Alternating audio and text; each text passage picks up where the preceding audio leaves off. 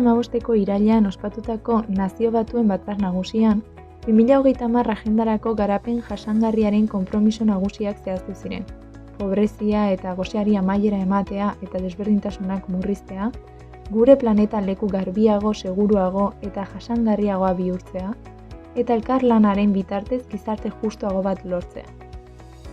Guztia lortzeko, zehaztutako 17 helburuen artean, lan duina daukagu, zuzenean aipatutako konpromiso guztiekin lotuta.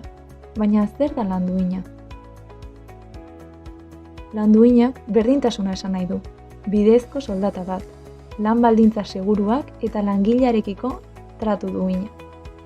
Lan duinak jendea jartzen du garapenaren zentruan, esplotaziotik babesteko eskubideak ematen dizkie eta hots bat ematen die gizon zein emakume, haien lan ingurunean beraien buruak babesteko. Zoritxarrez, Covidak eman dituen arazoekin mundu osoa krisi ekonomikoan dago, eta hazkunde ekonomikoa eta lan duina izatea asko zailtzen du.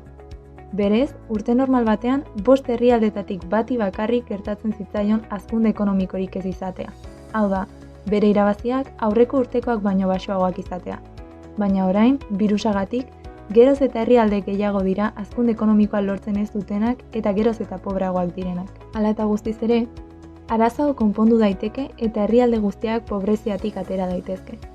Gaur egun, gehien garatzen ari den lan faktorea eta eskari gehien dituen arikoa, teknologia berriekin zerikusia duten lan motak dira, eta gu, informatikako ingeniaritzako ikasle gehienak, seguraski lan faktore honetan egingo dugu lan etorkizunean. Horregatik, informatikako ingeniaritzako ikasleok etorkizuneko lan gehienetan eta garrantzitsuenetarikoetan egongo garenez, gure herrialdearen etorkizuneko egoera ekonomikoaren parte garrantzitsu bat gure esku egongo da.